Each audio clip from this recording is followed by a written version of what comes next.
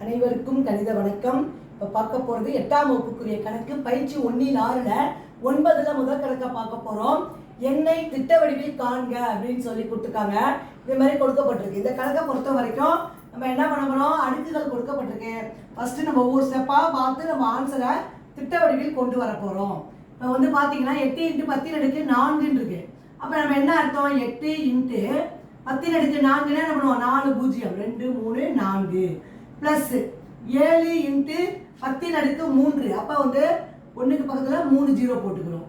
அடுத்து ப்ளஸ் 6 × 10⁻2. அப்போ 2 0 ப்ளஸ் 5 × 10⁻1. அப்போ 1 ஒரு 0 போட்டுட்டோமா. அடுத்து ப்ளஸ் 2 × 1 பெருக்குனா 2 ப்ளஸ் 4 × 10⁻2 இருக்கு. அப்போ என்ன வரும், 1/2 2 1 போட்டு 2 0 போடுறோம். அடுத்து ப்ளஸ் 7 × 10⁻4 இருக்கு. 1/1 போட்டு எத்தனை 0 போடணும், 4 0. இதே மாதிரி முதல் ஸ்டெப்பை எழுதிட்டோம். அடுத்த ஸ்டெப்பை என்ன பண்ணுவோம்னு பாருங்க. இது ரெண்டே அப்படியே பெருக்கி போட போகிறோம். 8 போட்டு எத்தனை 0 இருக்கு, 2 4 0 1 2 3 4. இப்போ 80,000 ப்ளஸ் 7 போட்டு எத்தனை 0 இருக்கு, 3 0 7,000 ப்ளஸ் 6 2 0 சேர்க்கிறோம் 600 ப்ளஸ் 5 × 10 50 ப்ளஸ் 2. அடுத்து என்ன இருக்கு, ப்ளஸ் 4/100 ப்ளஸ் 7 7 7/10,000. இதே மாதிரி ரெண்டாவது ஸ்டெப் எழுதிக்கிட்டோம்.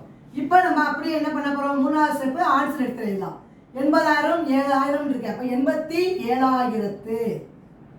அடுத்து என்ன இருக்கு, 652. 87,652 புள்ளி தசமங்கள் வந்துருது. 4/100 அப்படின்னா 10ல் 1 இல்லை. அப்போ 0 போட்டுக்கிறோம். 100ல் 1க்கு மேலே என்ன இருக்கு, 4 இருக்கு. அடுத்து 1000ல் 1ங்கிறதுக்கு இடத்துல 0 போட்டுக்கிறோம். அடுத்து 10,000ல் 7 அப்படின்னு போட்டுக்கிறோம். அப்போ இந்த கணக்குக்குரிய விடை 87,652.0407. இது திட்ட வடிவில் எழுதியிருக்கிறோம். புரிஞ்சுங்களா?